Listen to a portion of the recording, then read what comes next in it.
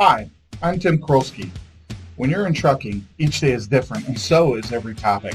From regulations to technology, from customers to the daily life of a trucker, it's time to hear from the folks on the road and the people off the road who provide support.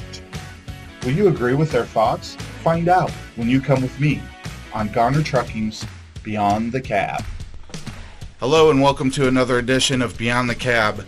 Today I'm honored to have a couple of great guests with me. I have Ben Helle, who has been with Garner Trucking since August of 2017, and Mr. James Husted, who has also been with Garner Trucking with a 7 at the end, but it's 87, in fact September of 1987.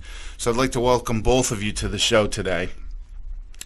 We want to talk a little bit today about autonomous vehicles. You know, the industry has become much more tech savvy in terms of software, in-cab communication devices. We've got applications and technology to create fuel efficiencies.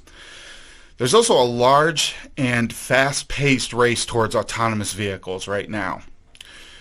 This marathon has serious momentum and many competitors within the past 3 to 4 years. The stepping stones toward fully automated trucks have been defined through 5 different levels. And James, I want to talk a little bit about each one of those levels. Some of these have already been achieved, while a few levels of this technology obviously still have yet to come to full fruition. Level 1, which is required driver assistance with one function controlled automatically, so like cruise controls or anything else that would fall into that level 1 category. Not in level 1. That's your basic truck. Just so we're just talking one item, and it just needs to be automated on its own. Exactly. Level 2, you get a little closer, so you've got a few more items. You got partial automation with both steering and acceleration or deceleration being automated and a driver ready to take control of that vehicle. And that's kind of where we're at today, right? Yes, we have 5 trucks that are equipped with the steering assist, but as it says, that's partial automation. That means the driver still must keep his hands on the wheel at all times. It's not a setup where you can, let go of the wheel and the vehicle's driving you down the road. That's not a level 2, a level of automation. Right. Ben, you're currently driving a vehicle with that level 2 type package. What are your thoughts at this point? How is driving that type of a vehicle and those autonomous features, how has that kind of affected your driving habits at this point? It really hasn't changed. Okay. Because you still have to keep control of the vehicle. Right. Like James said, you can't just set your hands in your lap and let the thing go down the road. This is the first edition of this software and this AI that they've put into these trucks, and so at this point it's not perfect. There are times when it doesn't want to work. It just seems like it doesn't want to work properly. I don't know if it doesn't pick up the lines properly on the road. One of the things I have noticed as well is that it doesn't react as quickly as what I can. Okay. And so it'll start to drift to the center line, and it doesn't recorrect faster than what I'm able to recorrect the vehicle. So you're constantly still scanning. You're nothing really has changed other than the fact that now you can just light touch on the steering wheel and that's it. Mm-hmm. Yeah, and that's its primary function too. It is to reduce driver fatigue as much as it is anything else, because it takes so much less input from the driver to control the truck and to keep it in the middle of the lane. What it won't do is it can't see through snow, so if the roads are snow covered, it's not going to pick up the lines. If you get to an exit and all of a sudden the line disappears, it's going to tend to want to wander to the right, and the driver has to correct it back, but as soon as it picks the line back up again, then it will continue to travel down the center of the road. Yeah. But there still has to be input from the driver at all times. Right. Yeah, and I ran into that yesterday. I mean, with the first snow coming off the lakes yesterday, as soon as it goes with our radar for the active cruise and the adaptive braking. As soon as that radar is covered, then your lane assist disappears as well. So yeah, you're still, and like you said, it's not forward thinking. I noticed it as well with the exits, and then also with intersections. When you come up to intersections and the lane disappears, it doesn't know what to do. All of a sudden the steering wheel starts going side to side because it has no lines to pick up. So that 10 feet, 15 feet as you go through that intersection, confused. Gets a little sketchy. Yeah, I said. So, there's just some minor things, but like I said, it's the first edition. It's going to continue to get better. I mean, there's a reason why these guys get paid the big dollars to come up with these ideas and to perfect them. Right. Yeah, and Ben brought up a really good point for all the drivers out there, because virtually all of our trucks now have the radar detector on the front to pick up, for automatic braking and other things. And it is very important that in these weather conditions, the drivers are keeping those clean. When you do a pre-trip, you want to walk around. It's that little black square right about where your license plate is in that area, right in the center of the bumper. That little black square looks like a plastic box. You don't want that to be covered with snow or ice, because that reduces greatly its ability to pick up the lines in the road and traffic that's slowing down, that type of thing.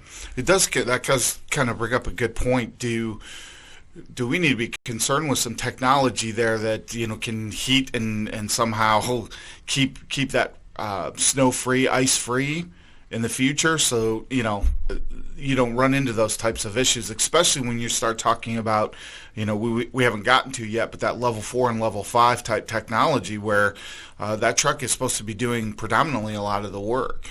Yeah, absolutely, and that's something that has been discussed, and I'm sure at some point that they will come up with some kind of heat source in that to keep the snow and the ice off of it. But as of yet, these early editions of this are not equipped with that. So it is up to the driver to keep that box clean. As they progress, I'm sure, like I said, that'll be built into it, and it will be an absolute necessity when we get to a full autonomous truck. Sure. So for a level 3, that's conditional automation. Safety critical functions are automated, but the driver is present for certain traffic and environmental conditions. What does that look like, to your average driver? Well, I don't know for the drivers out there if you've ever heard the term platooning. What platooning is you can take a group of trucks, say 2, 3, 4 trucks, and they can get much closer together. The front truck is the one that is actively controlling the other trucks. Once the systems are activated and these 4 trucks have hooked up in a platoon, the front driver is doing the steering. The second truck now can get much closer to the trailer, a distance where a driver would probably feel a little uncomfortable. Mm-hmm. But the truck will maintain that distance at all times. If the guy in the front truck applies his brake, instantaneously the brakes on the other 3 trucks will apply at just a split second. So to keep each other from slamming into the back of each other's trucks. But they will essentially also follow the front truck. So if the front truck goes around a curve, the other trucks will also follow around the curve, and that's with the driver at hands off. The truck is actually driving itself, but the driver needs to be in there just in case if the first truck, say for example, would hit a patch of ice and begin to jackknife or something. The other drivers have to be ready to take control of their trucks and take any evasive action that they would need to. The purpose of this is that the front truck achieves about an 8% gain in fuel mileage.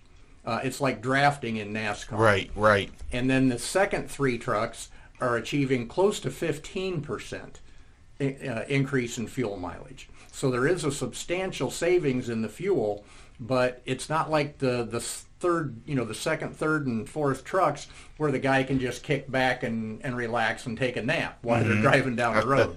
They have to be ready at all times to take control. And I'm not sure if we're quite ready for that yet. There has been a lot of testing done with it. I know if I was in the truck, I don't know how comfortable I would feel sitting in that and second, riding, third, or fourth Yeah. I would want to be in the first truck. It really takes those steps towards level 4 and 5 because really the only differences between the level 4 and the level 5 is you have a manned situation or a woman situation in level 4. Because everything is highly automated, the driver's present just in the event of, or to be able to handle that final mile sets of instructions to get to the pickup or the delivery point. Whereas at level 5, that's full automation. There's no driver present, and all scenarios and all conditions are all taken care of by that truck.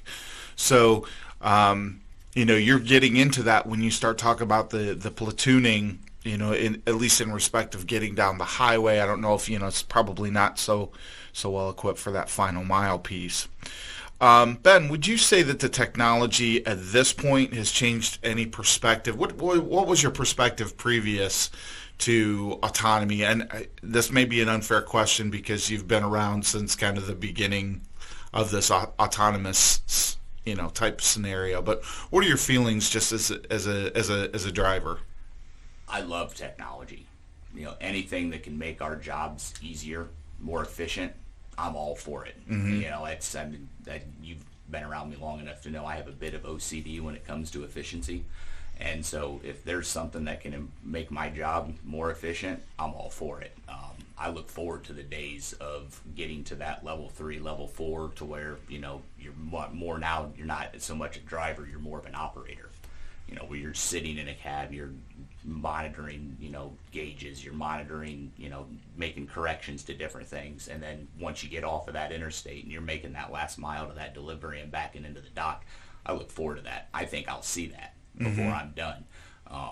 I don't know. I think we're decades from that level 5 of where you're taking somebody. I think it's going to be extremely difficult to take somebody out of the vehicle and not have somebody there for weather conditions.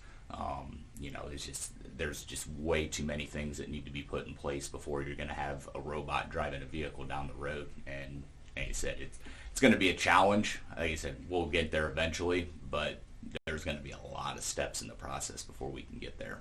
Right. I know that a lot of the individuals that run or are part of those autonomous companies, especially when you get out to Silicon Valley, there's tons and tons of these organizations out there, and they're all feeling that, we're going to see this by 2024. And I think that the technology, I agree with the technology probably will be in place by 2024. It's going to be the rest of the world that has to kind of come to that technology before it could actually be. You're looking at massive infrastructure overhauls, upgrades. I mean, it's just, there's so much that is going to have to be done before you're going to be able to take somebody completely out of that vehicle. And I mean, you look at some of these conditions we drive in now, and some of these states have a hard time just keeping the roads repaired. Exactly. And we're going to expect everything to be completely flipped over. Yeah, to run in 4 years, less than 4 years, 3 years. It sounds good to the shareholders to say we'll have it in 4 years, but the real world application for it is well beyond that. Yeah, and I absolutely agree with that. For those of you that come down 75 and get off at the Lima Avenue exit now, you'll notice that when you get into the turn lane to exit to go down to the roundabout, you'll see a series of dotted lines in the road. And that is the purpose of those dotted lines. It's not only for trucks, but it's for cars that have the steering assist. That allows the car to pick that line up and keep centered in the lane, rather than just having one big wide open gap. And that right now is probably the only exit that I've ever seen with that series of dots, right, because it's new construction. They're trying to move forward. So for every exit on every highway to be just equipped with those dots, and this is one little simple step, is going to take years and years. Yeah, so it's piece one. Well, so let's talk a little bit about some of the advantages, and I also want to talk about, obviously, some of the disadvantages, which I think we're touching on a little bit of both. But there is a possibility for less accidents when you start talking about that autonomous vehicle. I know for myself, I had a little bit of experience a few years back with one of our trucks, driving in a situation where it was construction. I had the cruise control on, and all of a sudden the truck started to slow down, and I just had forgotten that technology was in the truck. And I thought, well, I'm cresting a small hill. I'm thinking we can't be losing power here. And here it was just that automation that's kicking in the cruise control and putting on some braking and keeping me safe at a safe distance. Now, my wife's vehicle has that same technology in it, and I will tell you, when you're on the interstate in Detroit, it's not a bad feature to have. I kind of like that. Automated trucks increase and decrease deliveries for on-demand situations. I think they're looking at bigger picture, longer term, that you're able to kind of schedule things out a bit more. Cost savings through increased efficiencies like fuel consumption, wear on and damages on vehicles. All of those things obviously play into that automated role, less human interaction, less opportunity for wrecking a truck or scratches and damages and all the things that we typically have to deal with. It could also create some benefits in a driver's life by creating more final mile deliveries instead of that long haul type situation as well. Ben, from your perspective on this, are there other advantages for the driver with these technologies, things that maybe we haven't discussed at this point? I mean, just the fatigue, being behind the wheel for 650 miles, controlling an 80-foot long vehicle that weighs 80,000 pounds and constantly having to be on your toes to make sure everything, because, you're worried about yourself, but you're also worried about everybody that's around you. And from my experience so far, the majority of times the problems that come about are not because of something I've done, it's because of somebody else not paying attention. Absolutely. And so when you get to the end of that day, you're exhausted. And you start stacking day after day after day like that on top of each other. You get to the end of the week and you get home and you feel it. And so, that's one of the things I think would be a huge benefit for drivers, is the simple fact that anything that you can take away from having to, keep as vigilant as you are right now, it's going to take a little bit of more of that. And as you look at all the different studies and everything that are out there right now, majority of these major accidents and things, a lot of it comes down to fatigue, where drivers are just so tired that absolutely there's just nothing they can do about it anymore. So you'll see things like that. That final mile, like you said, you're going to open up opportunities, with, like, you see the hubs on the toll roads where guys come in and they drop trailers and then somebody comes and picks it up and takes it that final mile. You're going to have a lot more opportunities once we get into these level 4 and level 5 situations, to where drivers are going to be able to be at home. Right. There's going to have to be obvious adjustments to pay for something like that. Exactly. So guys that are working hourly are making less money than what guys that are over the road. And so if you're going to have guys all of a sudden start shifting, there's going to be some upset drivers out there having to not taking pay cuts. So, I mean, like you said, there's a lot of logistics and detail that has to, but we're going to have plenty of time to get all that figured out. I agree with that statement. There's going to be so many things to figure out when it comes to that. And, for me, kind of one of the disadvantages with that situation is exactly that, because from a company perspective, if you're talking about final mile deliveries, then you're in a situation where you not only have to have one truck, but now you have to have two. So we're buying that technology at a premium cost to put that out on the road and be able to go from, Timbuktu to Timbuk3. And then you've got that driver that's going to complete that final mile in a totally different truck. Now you've got trailer investments that you have to put into place as well, because now you've got, again, even more drop and hook type scenarios. So we always have to have a trailer on the move with each one of those units. And then, again, I agree that pay piece is going to be another huge factor, because we're in an industry now, which I'm thankful. I'm thankful to see that we have drivers that are making $50,000, $60,000, $70,000 a year. That's where a driver should be, and frankly, you guys deserve more than that. If we could do it, we would do that.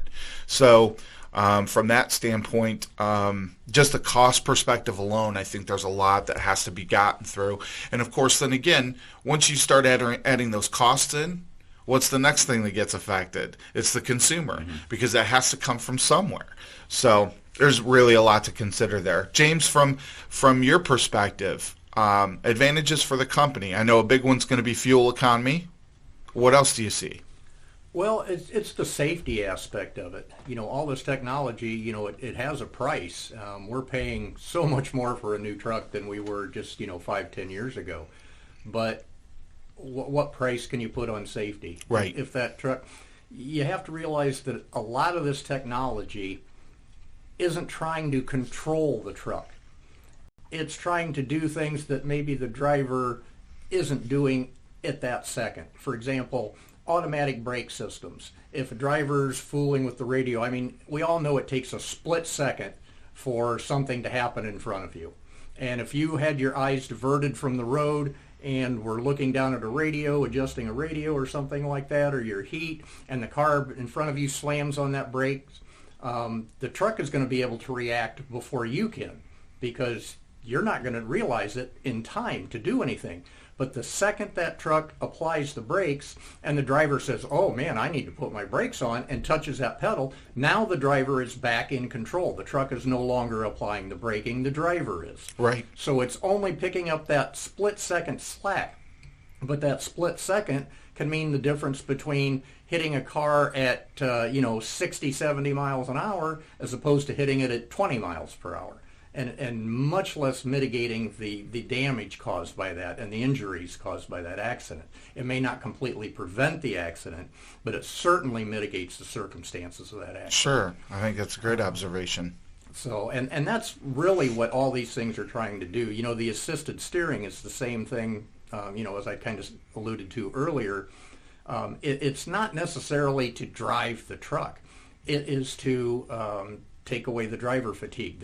There takes a lot less input from the driver to control the steering, and I think, Ben, you've probably noticed that. Yeah. You don't take as much, it doesn't take as much effort, I guess is what I'm trying to say, to turn the wheel. It takes much less effort.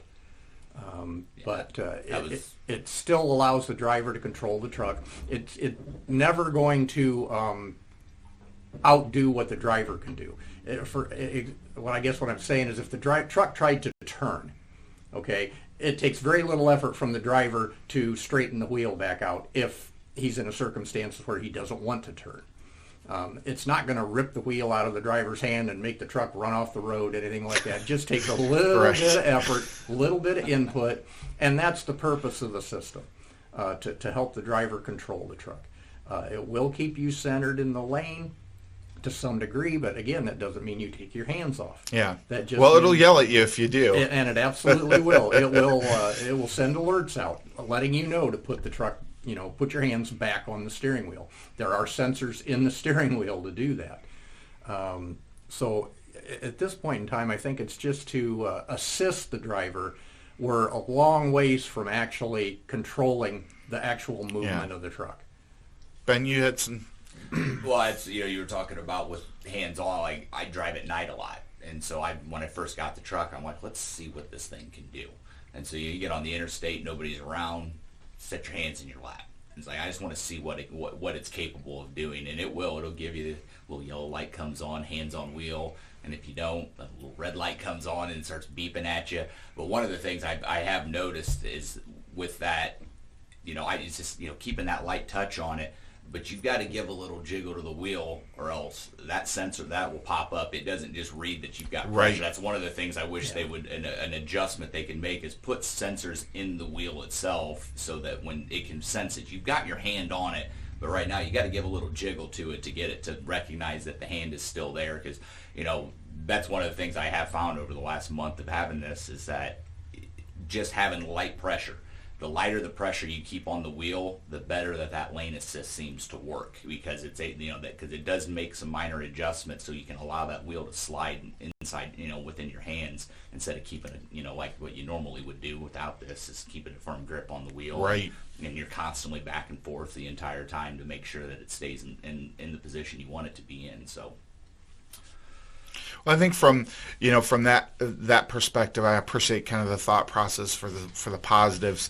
There's some disadvantages too when you get into issues like cybersecurity, hackable truck software, and I know that'd be a concern for cars as much as it would be for a tractor trailer. But you kind of have those additional threats when it comes to things like a vehicle that has hazardous materials on it. There's a real potential there to have that particular unit turn from a simple transportation unit to basically a bomb. And that's a pretty scary thought process there.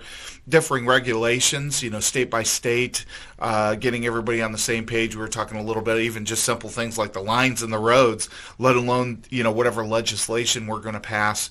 You have those liberties state by state to do things a little bit differently, and I think that could really create some conflict and make things very difficult for autonomous vehicles in a full, a level 5 type capacity where the truck's driving and there's no human inside of it. There's always that the employment opportunities for a vehicle that's 100% autonomous, no manpower, woman power needed for it. So I find that as a kind of detractor for the industry at that point. An industry, by the way, that we already have enough problem attracting people to come and do the job. So increased costs of utilizing those multiple vehicles, which I had mentioned before, and defining who is ultimately liable for those accidents. Who does that go to? Is it the company that created the technology? Is it the truck manufacturer? Is it the carrier? Whose fault is it going to be when that vehicle doesn't do what it's supposed to and it causes an incident or an accident? Above all else, in order to get public buy-in and create safe road conditions, the technology has to be virtually flawless, I think. So I guess my question to this is, do these advantages get outweighed by the technological solutions that autonomy can provide in terms of safety and efficiency costs? What are your thoughts on that? Ben, I'll start with you. I don't think they outweigh it.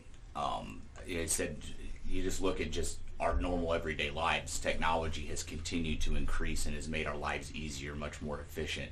And I think that with this industry, even with our vehicles themselves, you talk about some of the autonomous features that are in. You look at what Tesla has been doing with their automated vehicles. They're almost auto drive now. You got to keep your hands on the wheel, but their technology it's remarkable what they've been able to do over the last 5 or 6 years. And so as people get more comfortable with that being in their own personal lives with their own personal vehicles, because I think that's where we're going to see this first is in personal vehicles. I agree. And as that starts to happen, it's just a natural progression that it starts to move towards other vehicles on the road as well. And so you'll start to see like school buses. So you'll start to see people will get more and more comfortable with it being around them. I have people ask me all the time about driving a truck. It's like about the safety. It's always about the safety because everybody's got the story out there about the truck that was right beside him, didn't see him, you're in the blind spot, went to shift lanes, and next thing you know, you look over and you're staring at the drive tires on a truck. I've had it happen to myself in a personal vehicle. So that's everybody's fear. And when you're in a car, you're so much smaller than a truck. It's so you worry about that. But like I said, as people start to have it more and more in their own personal lives, they become comfortable with it. And then I think it's just a natural progression to move it towards our industry as well. Right. I've always used the example of flying, though.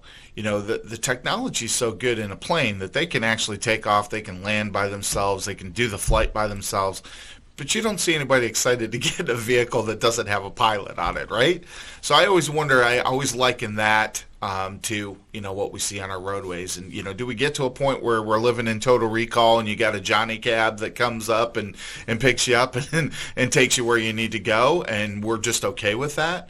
Or does it stay a hybrid because we just can't accept that next level, that level 5 technology? I think it always is going to be a hybrid. I think it's going to be, like I said, I think it's going to be so difficult. When you look at pre and post trips, if you've got a fully autonomous vehicle, you're going to have somebody at the pilot whose job it is to go out at the end of the night when a truck comes in and conduct a post trip on that vehicle. So I think that there's a lot of things that are so driver sensitive that it's gonna make it virtually impossible to have an industry that is just 100% automated. Now, companies that are doing, switches on the interstates where it's just back and forth, where they're stopping at toll booths and dropping trailers off, doubles and triples guys. Yeah, that's something that might be able to go to a fully autonomous where it's coming from a terminal, making that delivery and then coming straight back to the terminal so that you've got somebody there that can run a post-trip. I mean, it's, there's a lot of little things into it that I think makes it difficult to take us out of the truck. Right, right. James, what about, from the technology side of things? What does that look like for that next generation diesel tech? I mean, what are those skills going to need to be? What becomes obsolete, I guess, along with that? Because there's going to be this balance of both. I know you and I have had conversations over the years where you're no longer parts replacing, right? You're running computer programs and you're diagnosing issues and anticipating problems before they actually are. Absolutely. When I started in this industry, there was no such thing as a technician. They were mechanics. And because they were working with mechanical parts on trucks, and as you said, when a part went bad, you figured out what part was wrong and you replaced it and the truck went back out on the highway. Now, we don't use the term mechanics at all. We use the term technician because that's so much more technical than it ever used to be. These technicians that we have would absolutely be shooting in the dark if they didn't have a laptop to hook up to the truck. Right. And it's going to continue on and on and on to the point where 95% of what you do to a truck is going to be reprogramming, resetting parameters on vehicles. There's going to be very little parts replacement, actual parts replacement. But as long as these vehicles are mechanical, there will always be a need to change a part out on a vehicle. Sure. But to get to the point where, as we've talked about, the trucks are totally autonomous, and I mean there's no driver, they're going up and down the road. I'm not going to see that in my lifetime. I guarantee you. I don't know that my son will see that in his lifetime. He's 20. Mm-hmm. It's just that as Ben alluded to, the infrastructure out there. It's going to take so many years to do that. Vehicles will actually have to be able to talk to each other, which means all these cars, all these trucks, everything out on the road will have to have some type of sensor in it to where they can see each other. Right. You have got to be able to communicate. And I know a lot of that technology, they're talking about just using a Bluetooth type technology to be able to have those conversations between vehicles. Yeah, I mean, because when a vehicle is out of sight, the radar can't pick it up. The camera can't pick it up. But if that vehicle is coming at a high rate of speed and there's an intersection coming up, they have to be able to take evasive action or slow down or stop way before their vehicles get to the intersection to where they can actually physically, quote, see each other. So the vehicles are going to all have to be connected. I don't know if you're familiar with the term the Internet of Things. But the Internet of Things is basically where everything, and I mean everything, is connected to everything else in some way. A good example would be a truck's driving down the road, and there was an earthquake and a bridge collapsed 5 miles ahead. The truck already knows that bridge is gone, and it stops way before it gets there. It's not going to go and drive off the edge of the bridge. Right. And that's just one example. I mean, your phones would talk to your trucks, Heck, your couch might talk to your, right. talk to you as you come into a room. The lights go on, that type of thing. But we're just so far from that. The technology and everything that it's going to be needed to do all this stuff, a lot of that's just in its infancy. There's testing. You talk about Tesla. You talk about Waymo. These companies that are working with automation. They've had accidents. They've had people killed in their vehicles. And to me, a great deal of this is going to be just educating the public on what a vehicle is capable of. And, you put a guy in a Tesla that is self-driving, and next thing you know, you got a guy sleeping as he's going down the road. And the car was never, ever meant to do that. And guess what? He got into an accident. So, the public has to be educated. And that's going to take years in and of itself because some people just don't want to learn things right. in the proper way. Well, and I think that's a big So- difference between kind of the layman or laywoman and a professional driver. Exactly. I think, that that level, you're held to a higher standard as a driver. No question. Whether you're in a tractor trailer or you're in your own personal vehicle, right, Ben? I mean, Yeah. it's just the way it is. And so we have kind of a different set of standards to live to, but it does kind of bring up a good point that accountability that any driver would need to have behind the wheel of an autonomous vehicle, be it a tractor trailer or a car. I know there's a lot of truck technology companies. We kind of alluded to, Silicon Valley out in California. Companies like Embark and Kodiak Robotics, they're focused on highway driving and leaving the final mile stuff to the driver. You've got Aurora. They use tech like Doppler to try and evaluate velocity and identify the distance between vehicles, as well as other road hazards that may be crossing in front of the vehicle.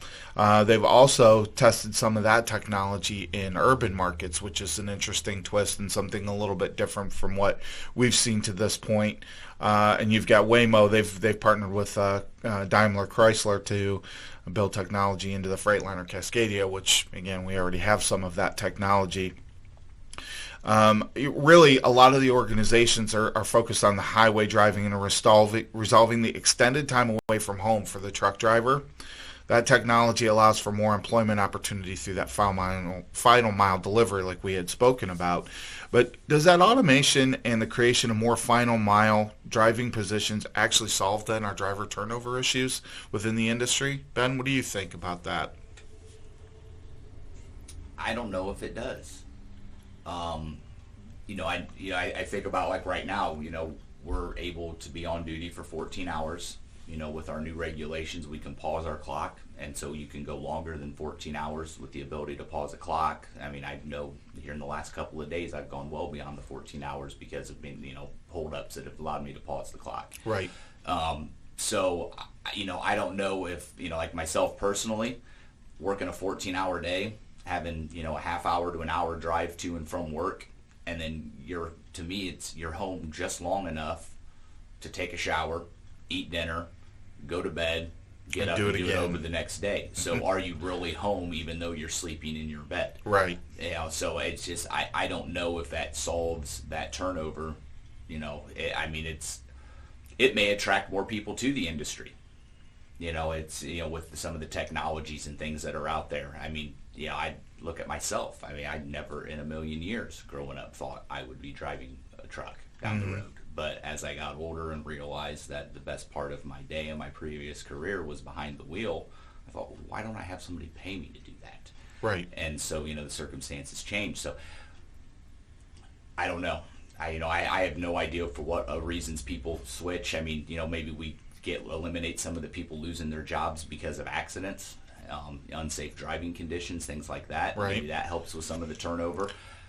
That's a double-edged sword too, because I would venture to say that a lot of those incidents and accidents happen in the final mile portion. Right. It's tough to say, and you're bringing up a great point as far as the lifestyle of the driver in the first place. That 14-hour clock. Does that force trucking companies to say, okay, we only work 8-hour shifts now, so that you have that quality of life at home? Because if there's one flaw that we have is that we're not a home daily company. And where we lose drivers, for the majority of the reason that we lose a driver is because of home time. And I'm talking vast majority.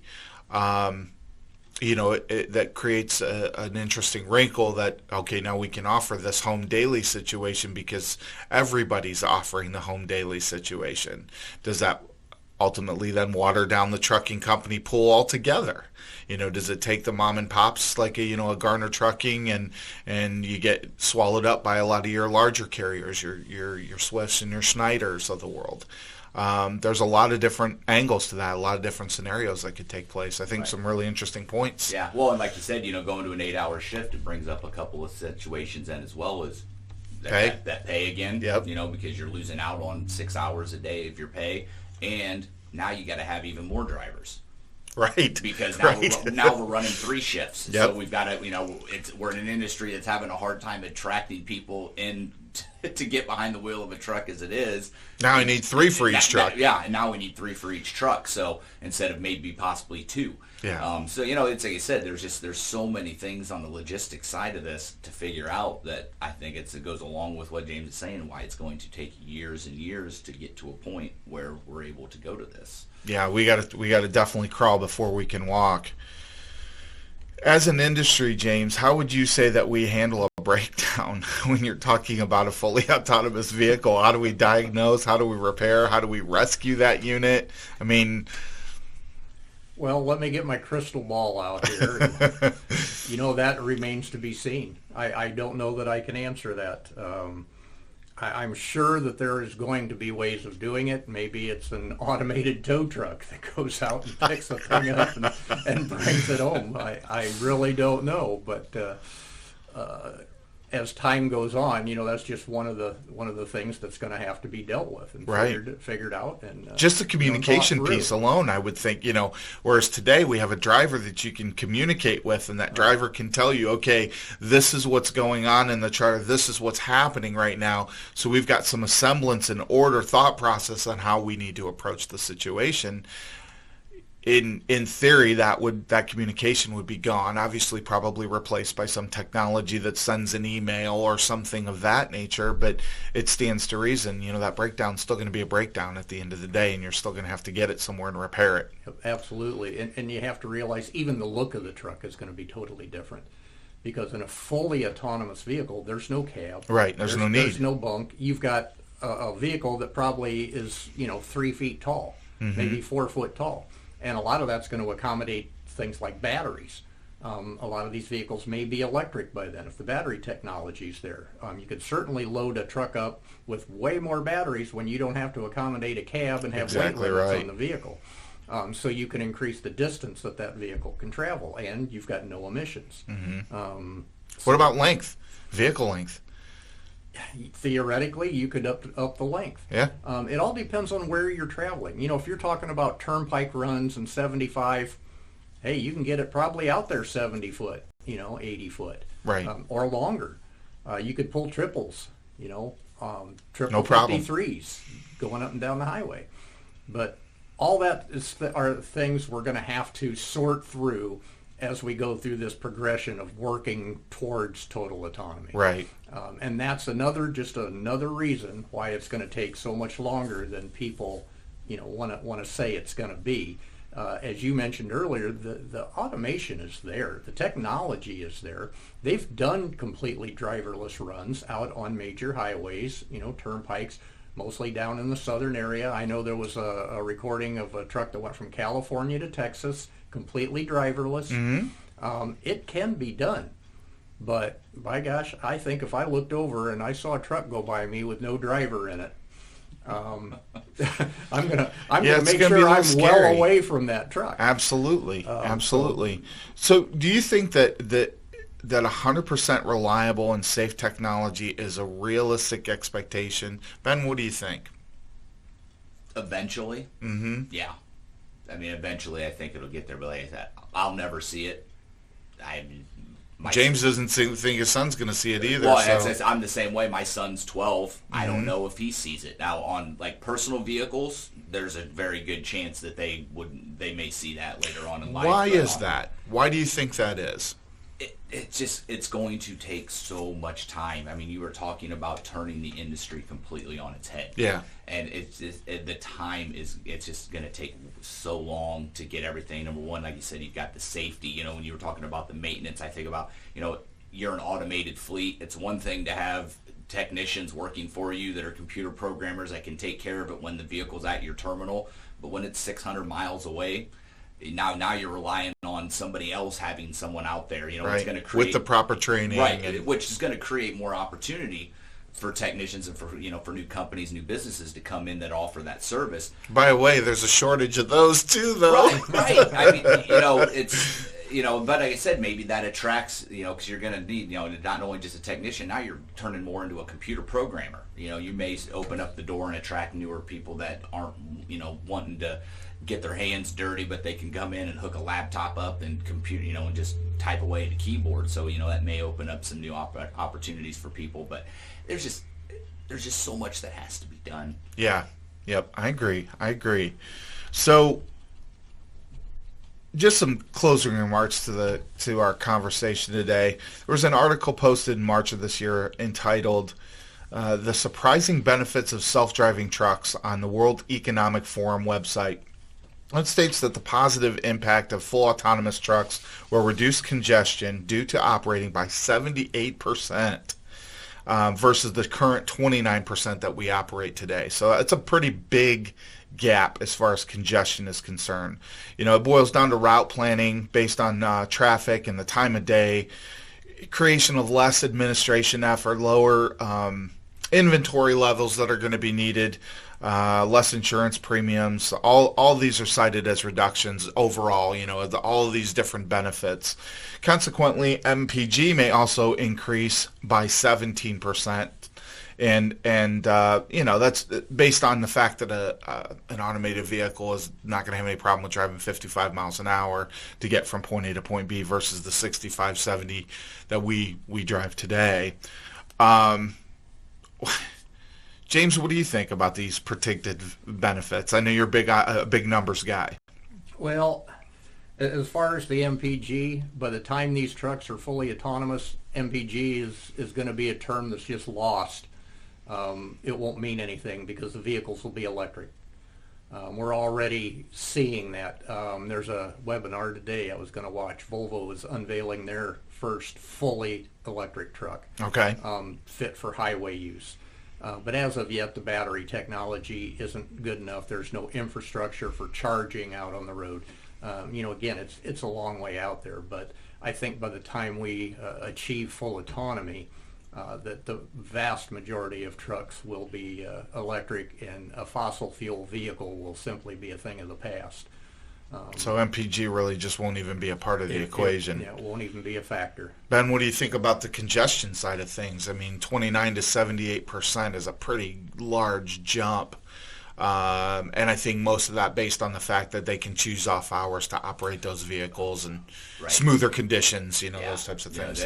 There's a reason I drive at night, and it's for that exact, I do not like being in traffic. Yep. I operated exactly the same way when I drove. I thought, leaving between 10 and midnight every night, you can get through major metropolitan areas without dealing with rush hour traffic, and it makes it more efficient. Yes. Finding those things that make it more efficient.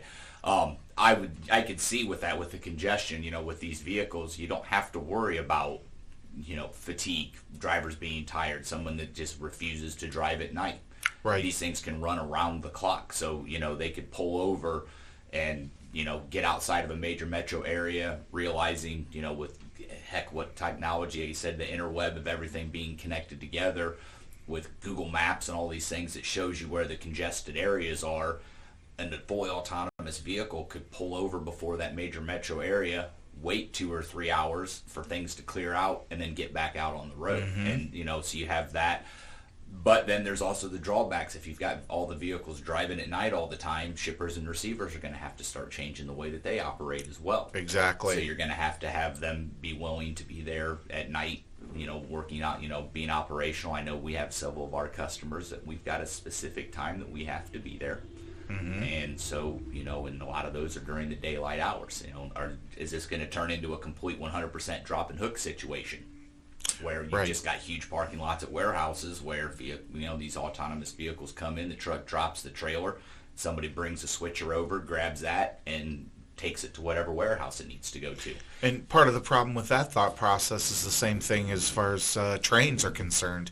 You can't get a train backed up to the building at every single dock that there is. The same would be true with a drop pool. You're going to get into some situations with Ma and Pa Kettle's widget manufacturing company that they've got 2 docks and they've got enough room to barely get into those 2 docks. Right. So what do you do in those situations at that point? Yep, exactly.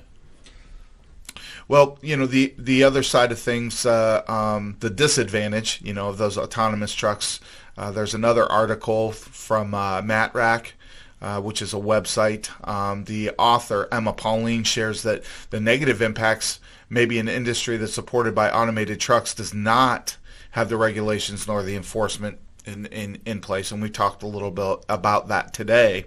The high expense of automated trucks may alienate or remove smaller fleets from service. Again, another, I think, pretty valid point when it comes to that technology. As James pointed out, I've watched in my short time in the industry how much the cost of a truck has just skyrocketed over the last decade, last 15 years or so. So I can't imagine what another 15 years is going to do to that. Automated trucks potentially put career drivers out of work.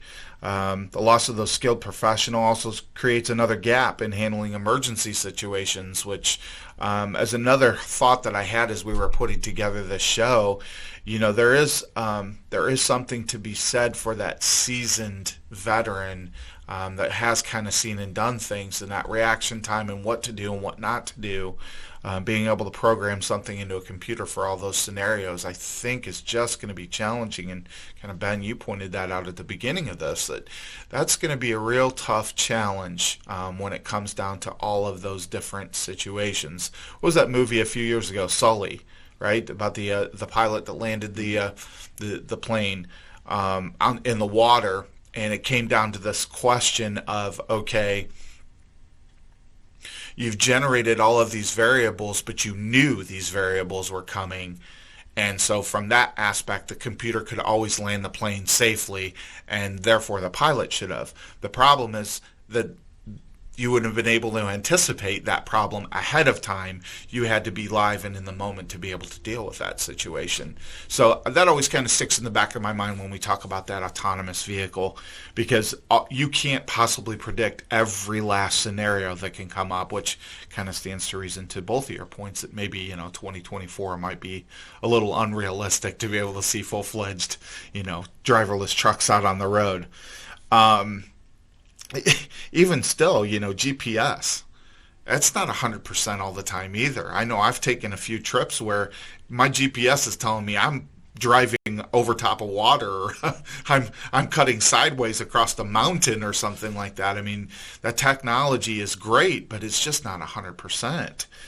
So do these disadvantages create a truer reality versus the positive points surrounding the use of autonomous vehicles? Ben, what do you think? Absolutely. I mean, everything looks great. To talk about it, we all want to move forward, but it's just, there's so many challenges that are out there that have to be overcome, and I don't think people that are within the industry and the general public realizes the challenges that are necessary. These guys that are in Silicon Valley, their job is to make the company exciting, so they talk about, like you said, we're going to be fully autonomous in 2024. That's 4 years from now. Mm-hmm. There's no way that's going to happen. I mean, and I was thinking about this. It's like, what I foresee as the, kind of like the first edition of the fully autonomous vehicle. And I think it's more likely to see something like this. I was reading about this company down in Texas, and they had equipped their vehicles with cameras, like all over. So it saw every aspect of it, and their drivers sat in a control room, and it was like driving a simulator. Mm-hmm. But there was nobody inside that vehicle, so it was technically a driverless vehicle, but it was controlled by a person. I think that's a higher likelihood of being a driverless vehicle and an autonomous vehicle than having a computer take over the entire situation. I think we're a lot closer to something like that. And I don't know. Like I said, You're not seeing it all the way through yet. I'm not seeing it all the way through. I said I foresee, and I look at things like that, and I just foresee so many challenges to be able to get to it. Maybe 21, 24. Sure. We're at that point. I don't know. James, I'm going to give you the final word today. What are your thoughts? Well, I'm just sitting here thinking while Ben's talking. When I was a little kid, we used to watch shows like The Jetsons and other things that predicted what life would be like, at the turn of the century, which was back then, that's 35 years away. Mm-hmm. And they had us flying through the air, and your bed would fold up and kick you out of it in the morning instead of an alarm clock, that type of thing. That's how they envisioned it being. And you have to have goals. You have to, have the foresight to look ahead and say, what can we do? And go for it, make that happen. Driverless vehicles will get here. But to get everything in place, as we've been saying ad nauseum here, to get everything in place to do it, we're just not even close yet. There's just far too many pieces to the puzzle that have to be put in place to get us there. And some of them haven't even started yet, because once the vehicles are designed and built and able to do what they're supposed to do, now we've got to start all over again. Now we're going to have legislation. We're going to have new highway rules. We're going to have so many things that have to be put into place before those vehicles can even go out. And when it comes to government, nothing's quick. I mean, everybody knows that. Right. A problem that you and I could sit in a room and solve in 5 minutes is a 5-year process when it comes to government. So by the time everything is in place to do it, again, I think we're just way down the road, but we don't want to lose sight of the goal. They want to keep working at it and continue to progress, and we will get there, but we can't rush it. Right. I think I really appreciate those final thoughts. Well, gentlemen, I really appreciate your time today. Thanks so much for really kind of taking a step back and look at this from a very objective type of mind frame. And again, I thank you all for listening to Garner Trucking's Beyond the Cab.